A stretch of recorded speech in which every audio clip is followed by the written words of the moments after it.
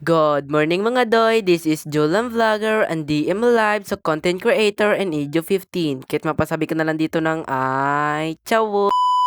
Good morning mga kacharot, yun gumising na nga ako dahil umaga na. At pagkagising ko nga mga kacharot at linigpit ko na nga yung aking higaan. At pagkatapos ko magligpit ng higaan mga kacharot at lalabas na nga ako dahil mangilamos. At nangilamos na nga ako mga kacharot dahil mukhang stress nga ako ngayong araw. At pagkatapos nga mangilamos mga kacharot at nagsabi ko nga kakain nga ako dahil nagugutom na nga. At kumuha na nga ako ng kanin at gatas mga kacharot. At gatas nga yung ulam ko for today's vlog. Kaya't doon na lang nga ako kakain sa labas mga kacharot dahil ang init-init nga dito sa loob. At kumain na nga ako dito sa labas mga kacharot dahil ang ganda nga ng hangin. Kaya't pagkatapos ko nga kumain at linigpit ko na nga at ilalagay ko nga doon sa lababo. Kahit linagay ko na nga dito sa lababo mga kacharot. Kahit pagkatapos ng kumain mga kacharot at may nagyaya nga sa akin maligo sa sapa. Dahil nakita niya kasi yung aking vlog na naligo nga ako sa sapa at ginaya niya nga ako maligo ngayon. At binigay ko na nga sa kanya yung sabon namin.